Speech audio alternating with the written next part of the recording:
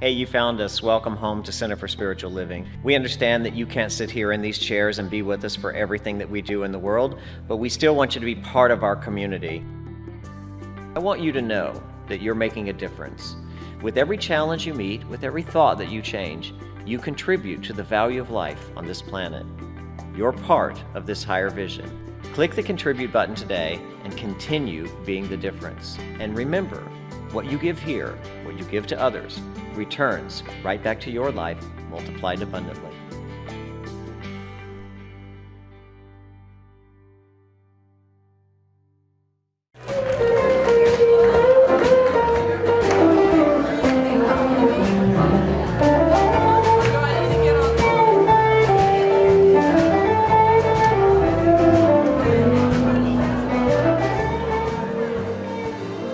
There was a time in my life, thought I had to do it all for myself. I didn't know the grace of God was sufficient. I didn't know the love of God was at hand. Now I can say, if you are discouraged, struggling just to make it through another day, you've got to let it go, let it all go. And this is what you have to say. Good morning, CSL. Happy Sunday to one and all. It's Christmas week. We are... I'm not ready. I should have a sweater on. I invite you to stand and we'll sing our song. Ready? I release and I let go. I let the Spirit run my life, and my heart is open wide. Yes, I'm only here for now. No more struggle, no more strife. With my faith I see the light. I am free in the Spirit. Yes, I'm only here for now. I release and I let go. I let the Spirit run my life, and my heart is open wide. Yes, I'm only here for God. No more struggle, no more strife. With my faith I see the light. I am free in the Spirit. Yes, I'm only here for God.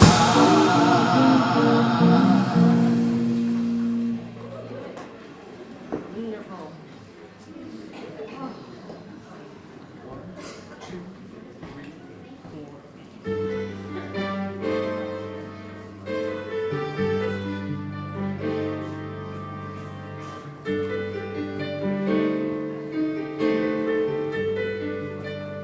In my daughter's eyes, I am a hero. I am strong and wise, and I know no fear. But the truth is plain to see. She was sent to rescue me. I see who I want to be in my daughter's eyes.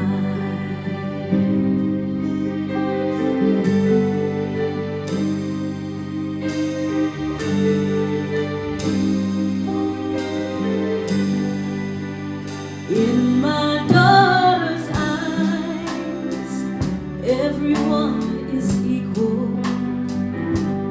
Darkness turns to light, and the world is at peace.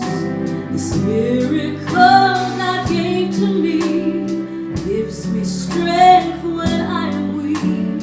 I find reason to believe in my daughter's eyes. When she wraps her hand around my finger, how it puts a smile in my heart. Every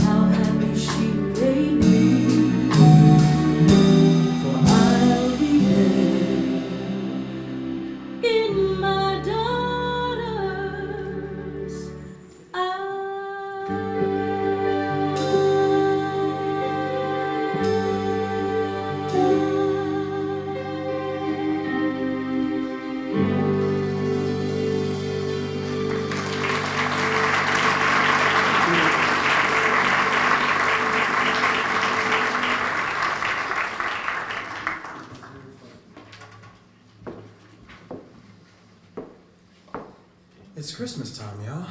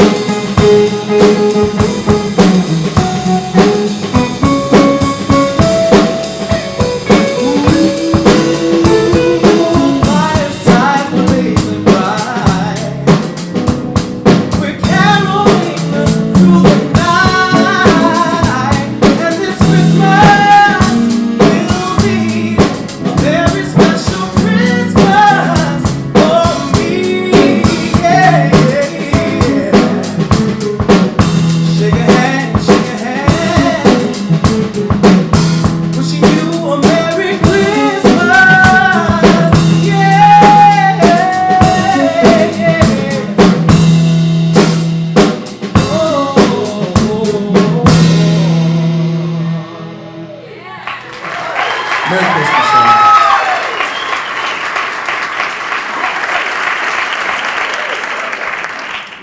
Thank you, Lee. Thank you, Monique. Thanks to all the band here.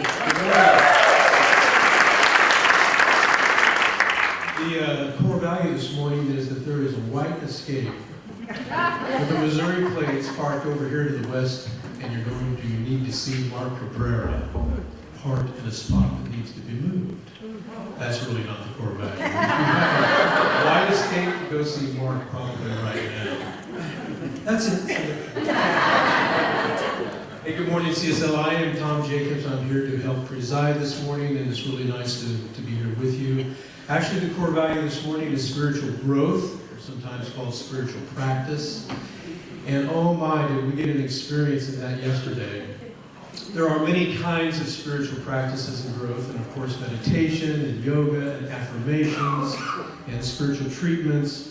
But yesterday was a practice in generosity, and we have this new tradition we've begun here. It was just the second year to do Operation Give. So about 20, maybe 25 of us met here at 9 o'clock in the morning. We had the opportunity to go out and give some cash away. Just whatever you felt and whoever you felt to give it to. And we would meet back here at noon and tell the stories of what happened.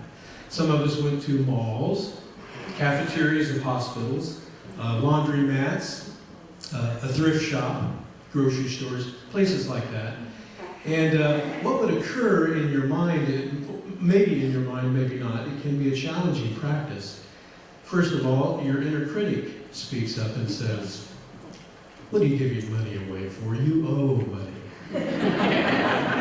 And then your inner counselor speaks up and says, "Oh, but you've been given So much. So much. And the spiritual practices always listen to the inner counsel. It's always right. It's always right in tune. And you start thinking how much you have been given. And then your heart light goes on. And you are ready to roll. Then you get the other experience of going out and actually giving cash to people that you do not know. And they are always surprised. And they look at you like, what's the catch? What do you really want? What's the ulterior motive? Is this a gimmick?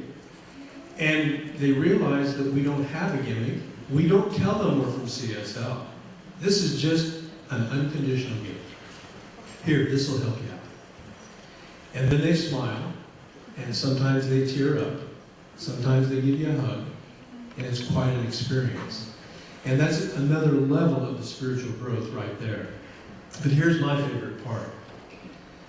In a world that has a message that the world is cruel and greedy and unkind, this is a karate chop into that. It's the exact opposite. It's unconditional love, it's kindness, and it's generosity. And they play it forward. They might go play it forward by giving the money to someone else, but they play forward essentially their attitude shift. They no longer think of the world just as greedy and rude and crude. They now can go to bed at night singing It's a Wonderful World. And that shifts consciousness. If you did not participate yesterday in Operation Give, well, you can just look because you do it anyway. This tree has all these gifts under it, and there were more gifts that were here last week, many of which are just on the verge of being delivered to homes and to businesses. All of you are incredibly generous, and we're just really great teachers to each other, and I really love that. So I'm glad spiritual growth is one of our values here, our core values. Beautiful, very, very beautiful. A couple of announcements. First is, if you are new to this experience this morning, we really welcome you here. Proud to introduce this community to you. This Friday, of course, is the Christmas Eve service. Actually, this Thursday, isn't it? Well, I'll tell you, good thing I'm not into perfectionism.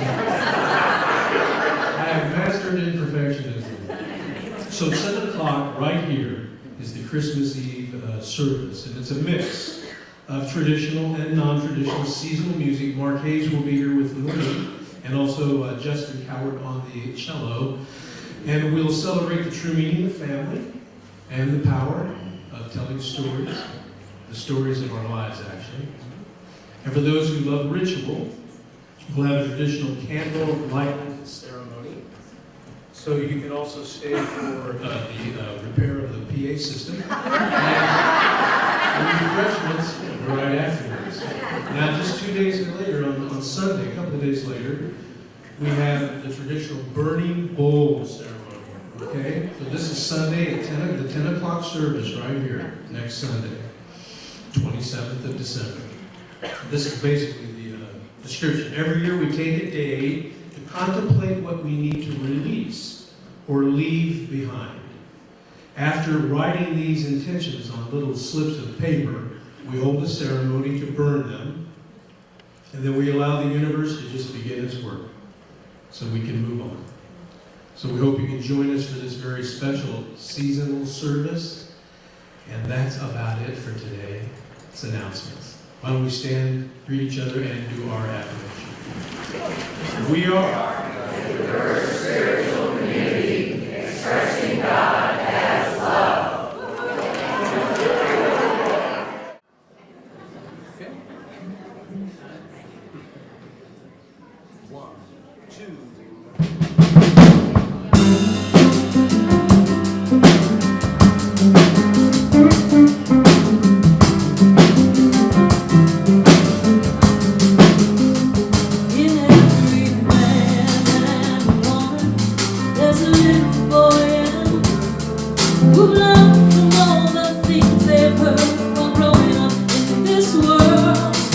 Some are raised on love and grace, the others guilt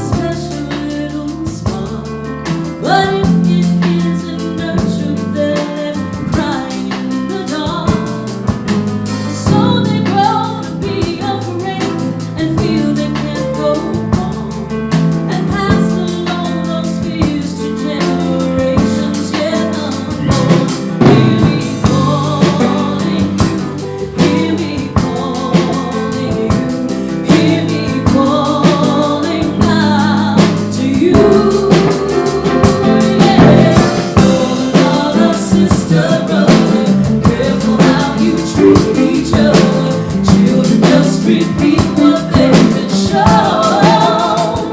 Remember, we will reap what we have sown. Love begins at home.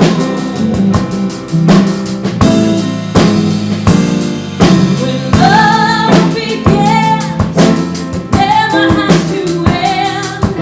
It guides us when we're lost and brings us home again. Home again. Brother, sister, brother, careful how you treat each other. Children, just repeat what they've been shown. Remember, we will reap what we have sown. Love begins at home. Careful how you treat each other. Children, just repeat what they've been shown. Remember, we will reap what we have sown. Remember, we will reap what we have sown. Remember, we will reap what we have sown. Love begins at home.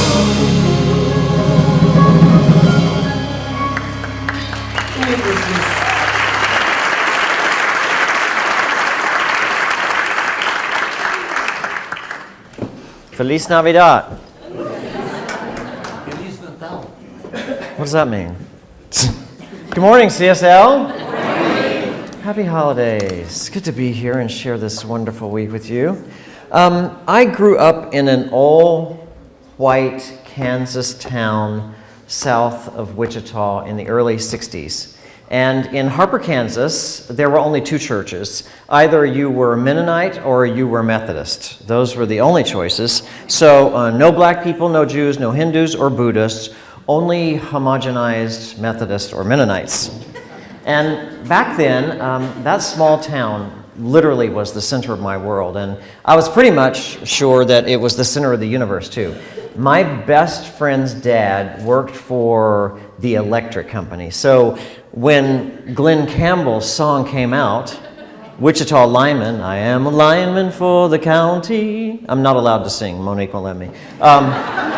When that song came out, I thought it was about him because, you know, he was literally a lineman for the county, as the lyrics said. It was my whole world.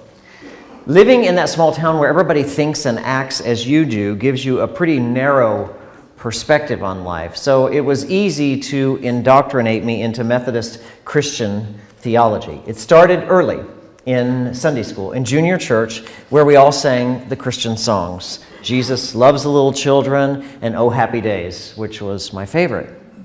Jesus was a big part of my life back then. And I worked really hard to have a relationship with this man I was told died for me.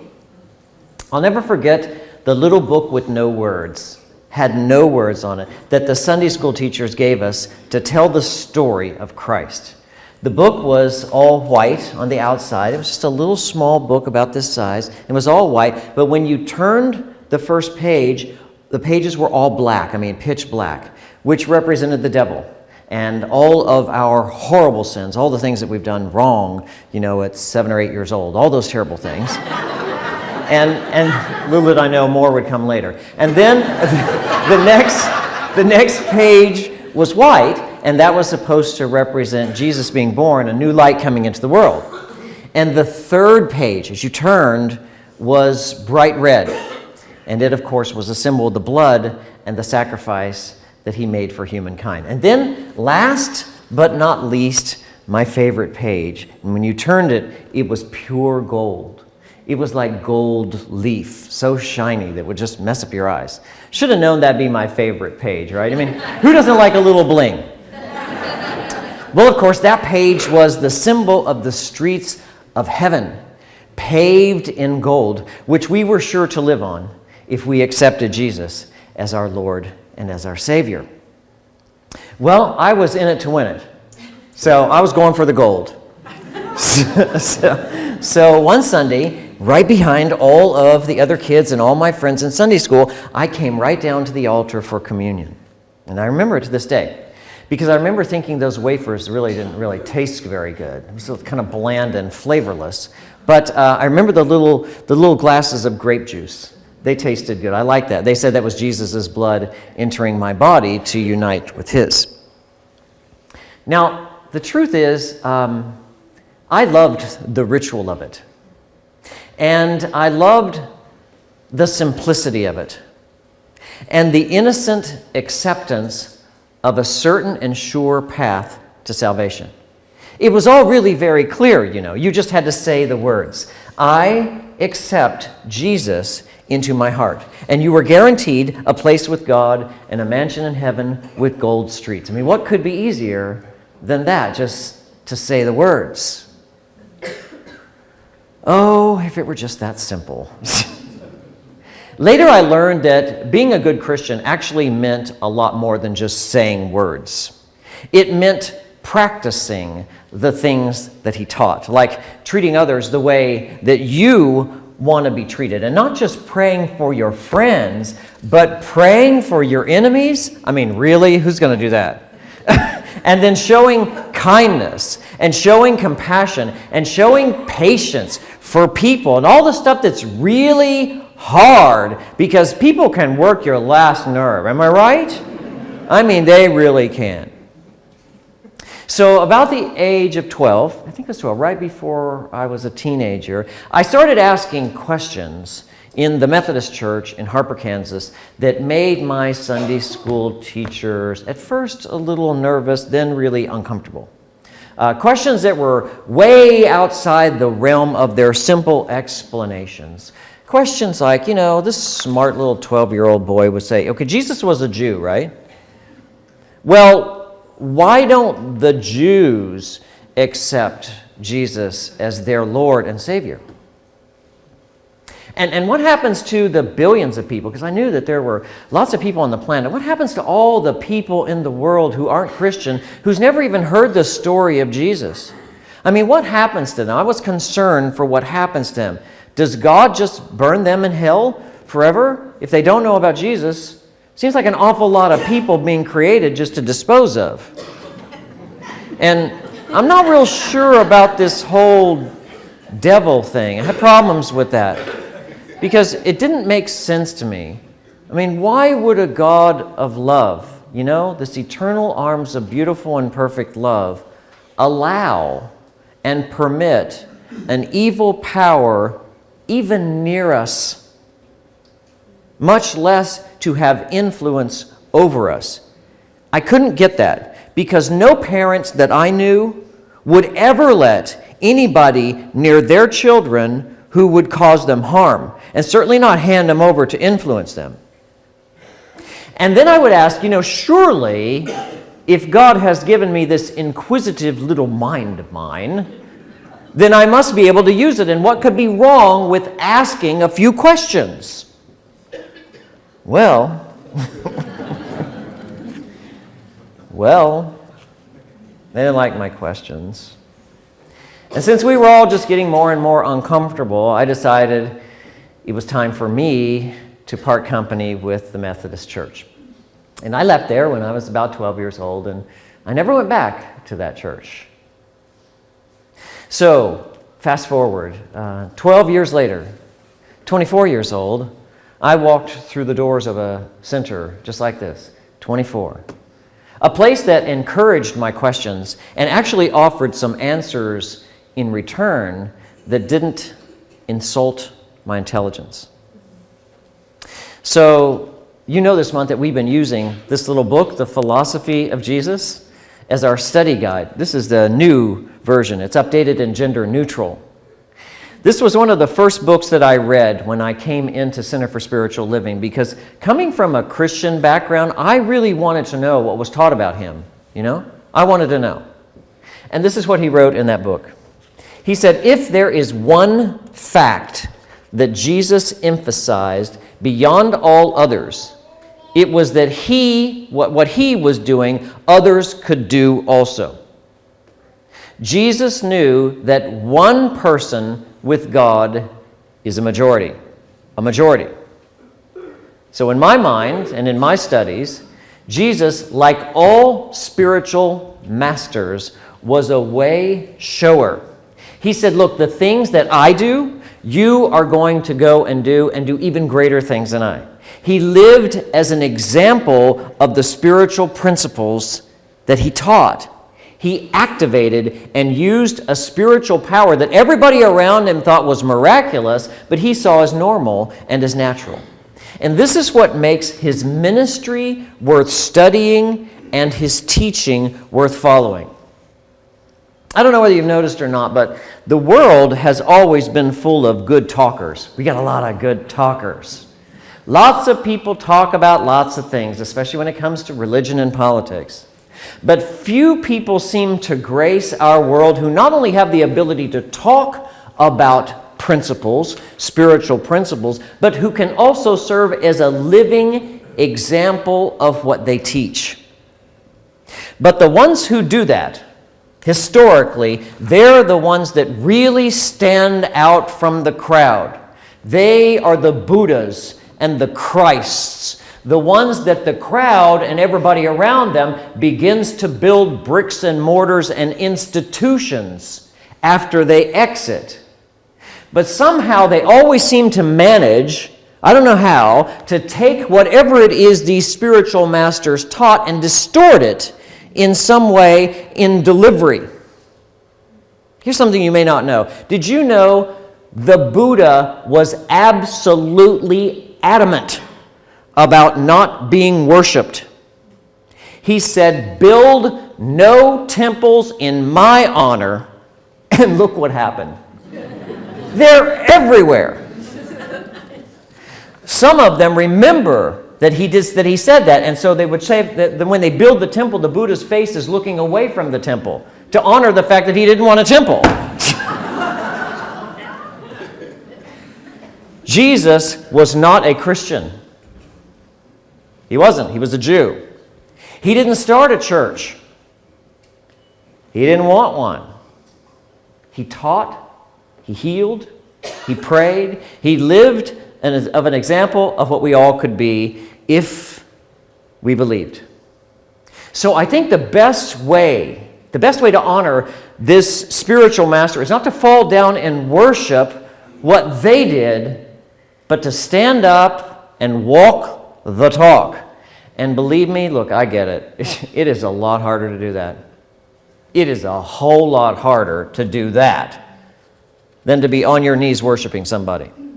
But it is, by the way, the only way that you are ever going to know that what they taught is real, that it really works. You have to experience it yourself. You do, personally.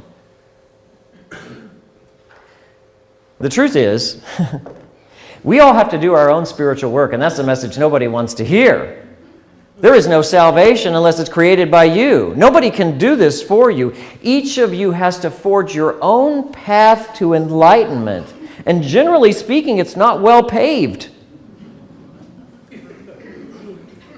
That means you have to work to overcome your fears every day. And I have to overcome mine. And you have to find your own way to complete and total self-acceptance and self-love as I have found my way to mine. And that's a rocky road. You have to find God on your path, on the path that you are on, just as I found it on mine. You see, we have been created as individuals. And we have been set free to find our own way in life. Set free, the first gift of love, freedom. Set free to find our own way to truth, our own way to God, our own way to love, our own way to good. And it seems like set free means left alone and abandoned. But I can assure you, your Creator has never left your side for a moment. Even though you have been set free to find your own path, it will not force a path upon you, but it lives as a presence that goes in front of you that secretly, quietly, and invisibly guides you by shutting down all the opportunities where your good isn't and opening the doors for where it is. It lives as a presence in your life. It lives behind you as a power that propels you. And by propulsion, I mean when you think you can't go on any longer, it will find a way. It lives inside of you as a potentiality, as the best you're ever going to be, that you have not dared to let out, that you are barely now just scratching the surface of what is possible within you. This is what God is, you'd understand. It's not a sweet old man who lives on high, looks down and watches over us from a distance. It is a presence, it is a power that lives in us. This was the great secret that Jesus knew and tried to tell us. He spent a lot of time. What's recorded about his life, it shows time and time again, he went away. He went away from the crowd. He spent a lot of time alone, communing with Spirit, with God, this presence that lived within him as he knew the kingdom of heaven is within, the highest possible good. Your Creator lives inside of you. And it became so real to him. This presence became so real to him that he started to have casual conversations with it. Casual conversations like, I know you're here. I know you're here. You are here with me always. And when he would say things like that, you got to know the people around him looked around and said, what is he talking about? I don't see anybody here. Oh, he's talking to his invisible friend again. I know that you're here. I know that you're with me always. To him, God was a spirit, a presence that you can't see with your eyes, but you can feel with your heart. To him, God was a power that he could activate with his believing mind, a power that you can't see with your eyes, like the power of electricity in this room you can't see with your eyes, but a power that you can use to manifest things you can see with your eyes. And he proved it time and time and time again. And now it's your turn. So if you want to fulfill his vision, because he was a visionary, you know, it is a vision. His vision was that you will do even greater things than he did. If you want to fulfill his vision, you got a lot of work in front of you, babe. You got a lot of work in front of you, so you better get started right away. I understand that it is not easy to have faith in a world filled with fear. I know. It's part of your daily spiritual practice. I know it's not easy to stare disease in the face and say, you have no authority in my body. Get out. You are not real. You are not sustained by God. You are not sustained by life. You have no place to reside in my body. I get it because I've been broke. It's not easy when you're so broke, as they say in the South, that you can't even pay attention. I'm so broke I can't even pay attention. I understand when you're so broke, it's really hard to stand up and say, I am heir to the abundant nature of life. I attract into my life all that is good, and I will be infinitely supplied. I get it. It's not easy to look at death and proclaim life, but it can be done. It's already been done, and you can do it. You can do it.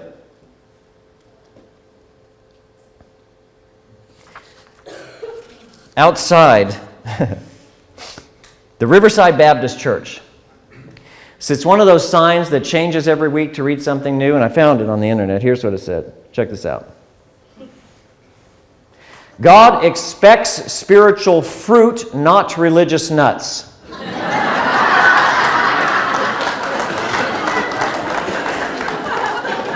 Riverside Baptist Church, wasn't me. Now, I'm just saying, if you're looking for spiritual fruit, we have a lot of that at CSL. I'm just saying. I'm just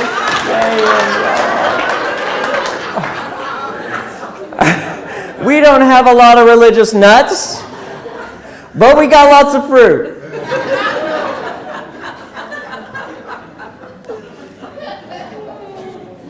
And so ends the lesson.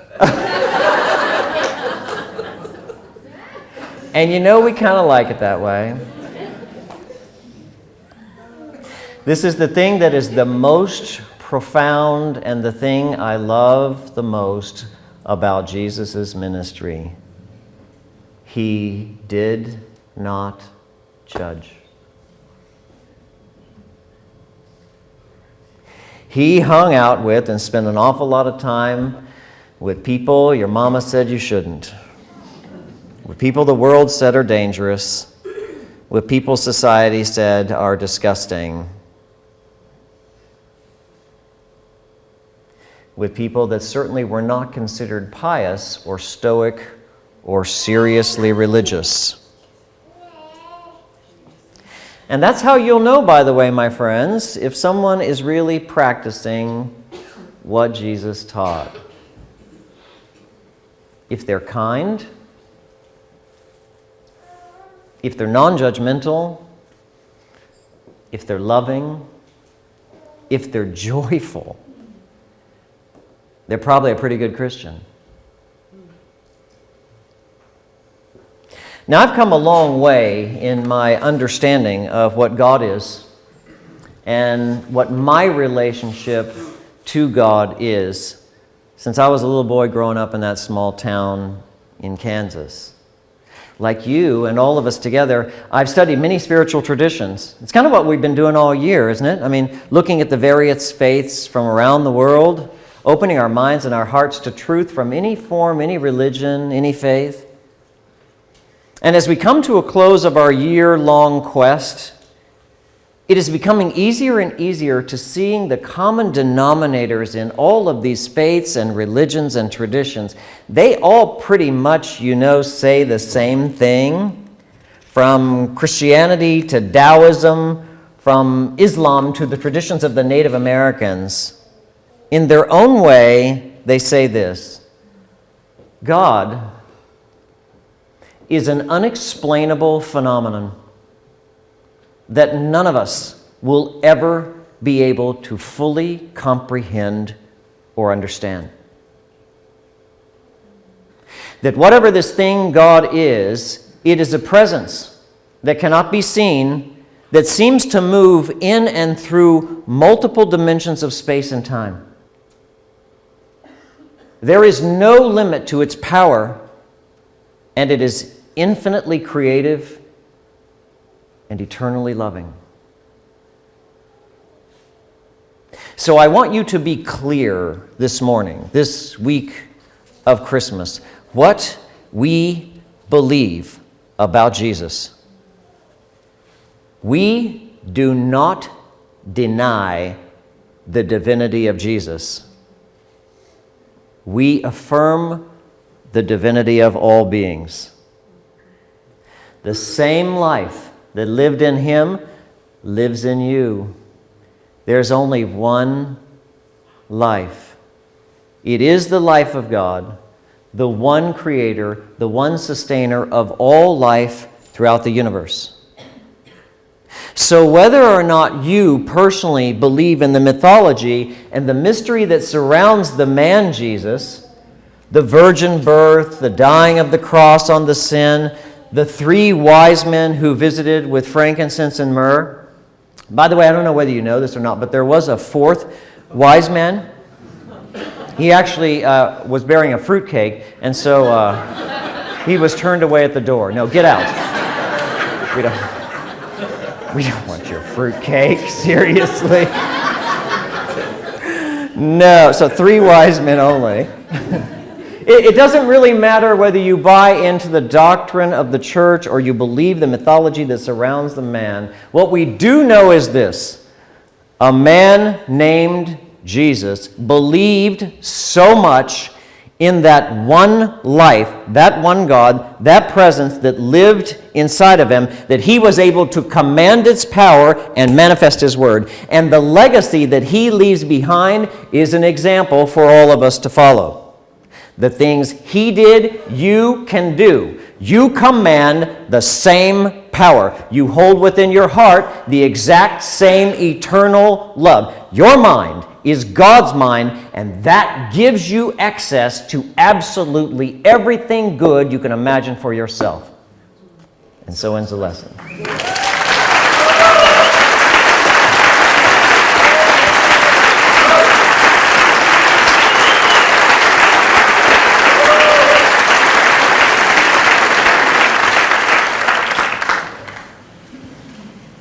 It's enough getting up and sitting down like a Catholic church, y'all.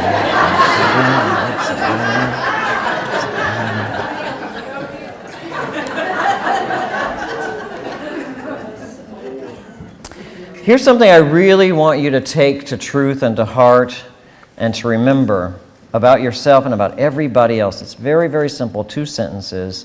Would you say it with me? The presence of Spirit lives in me. We are one. We are one life. Let's close our eyes so that we're not tricked or fooled into judging by appearances. We know the facts are not the truth. The cold, hard facts of our lives are not the truth of our being. They are an experience we go through until we know the truth.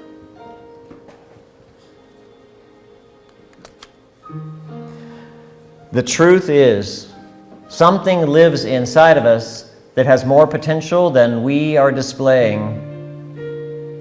We have a capacity to love beyond what we've exhibited. We have an abundant nature that lives inside of us that we are seeking to demonstrate on the outside of life in a way called prosperity. There's a love in our hearts that's so rich and so deep and so forgiving and so beautiful that it has the power to attract into our lives all those in the world who have the capacity to return that love. We are magnets to love, magnets to our good. We are not separate from any person and better or better than any person. We are all equal in the eyes of God, individually created as powerful, perfect beings. We all worship the same God. We are all sustained by the same presence. No matter what religion we call ourselves, what ethnic background we have, no matter what county we live in, we are the same life. The life of God, pure, perfect, and holy. A potential Christ coming into being. And so it is.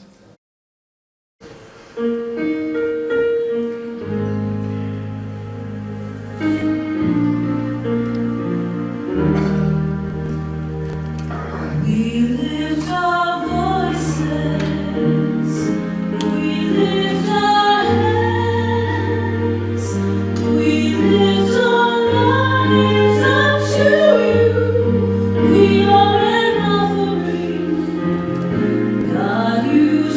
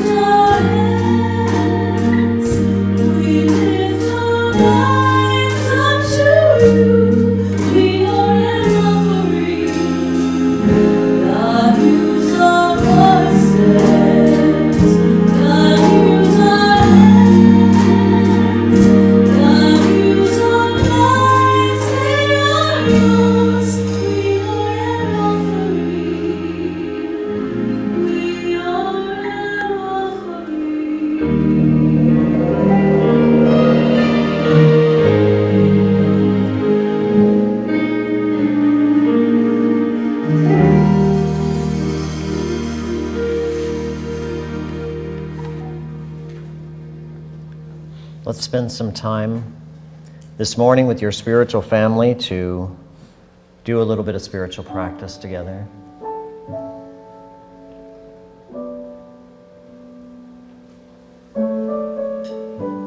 We have listened with an open heart and an open mind. We have prayed,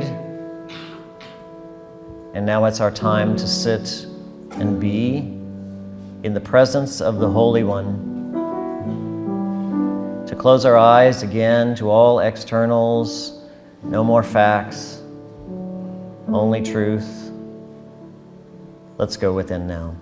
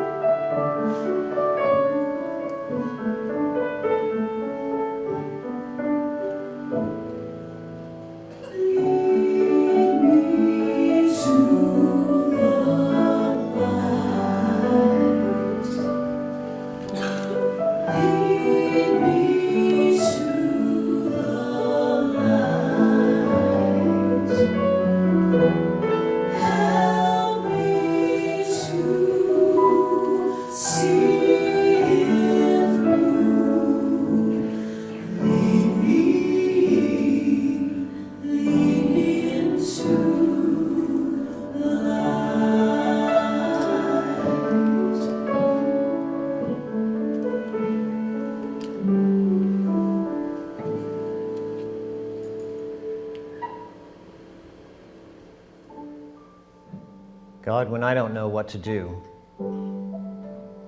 when I don't know whether to turn left or turn right, move forward or stay where I am, I trust you to guide me. By opening the doors of what is right and good for me, and by closing those which are not, I trust you to guide me.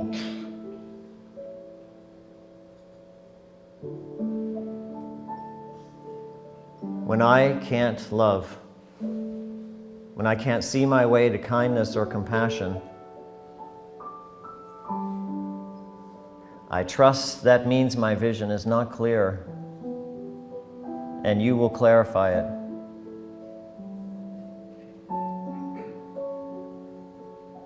When my heart is aching to be loved, I trust you to draw into my life all those who have the capacity to love me and whose heart I can connect with. I trust you to lead me to love.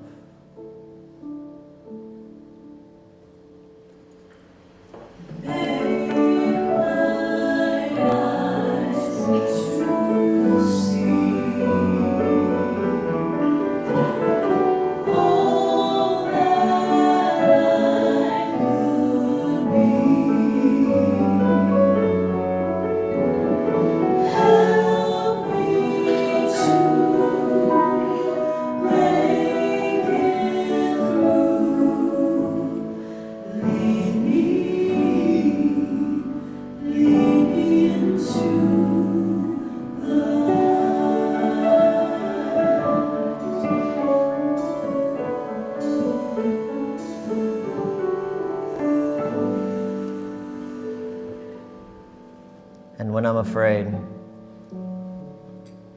when I have given my mind over to fear and worry and I don't know how to move,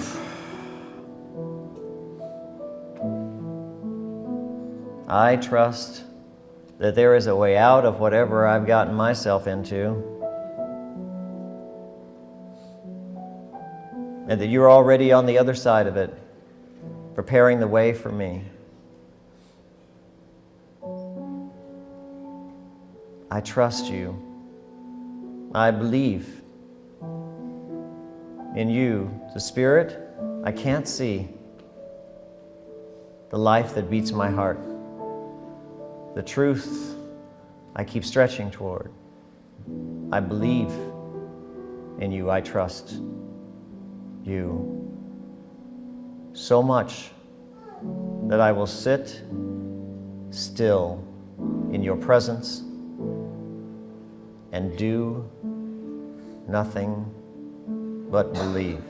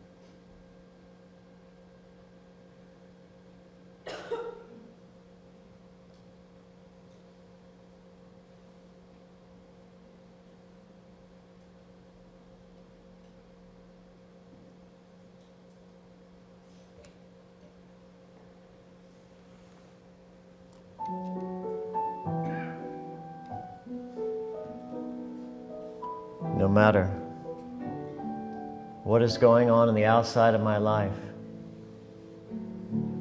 no matter what is going on the outside in our world, I am at peace, and all is well. And so it is.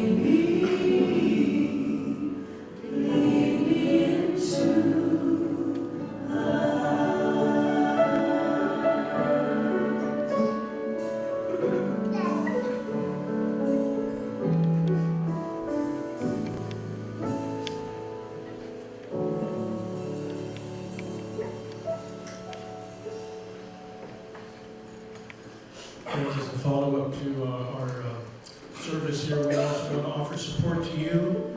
If you're feeling fearful or frozen or celebrating or sad, no matter what it is, we really encourage you to see a practitioner who worldwide schools. Or you can write on this little card, which is at the end of every aisle, and put it in the basket as a prayer request to support your life. Thank you for your generosity and the many multiple faces that it shows itself. We honor you and we namaste you. And we thank you.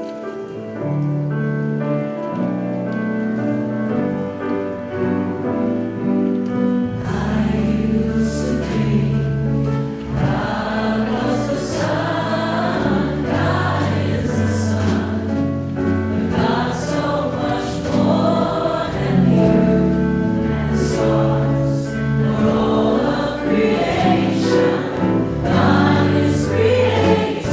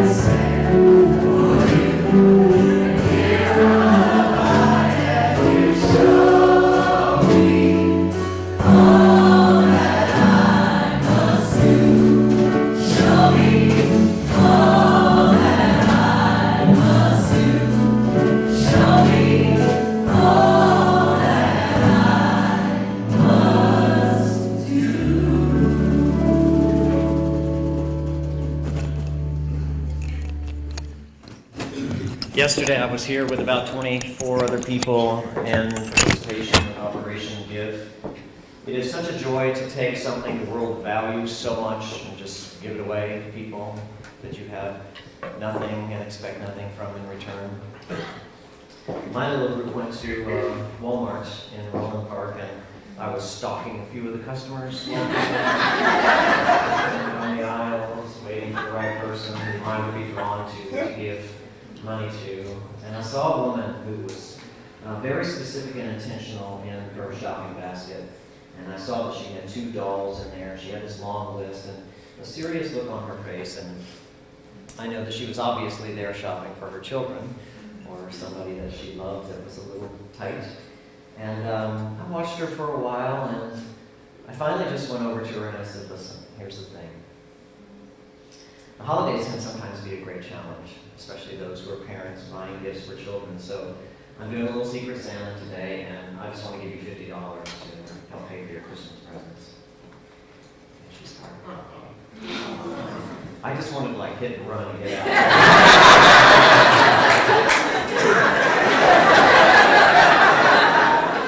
She started crying, and then I almost started crying, and she said, can I give you a hug? And I said, no. Of course.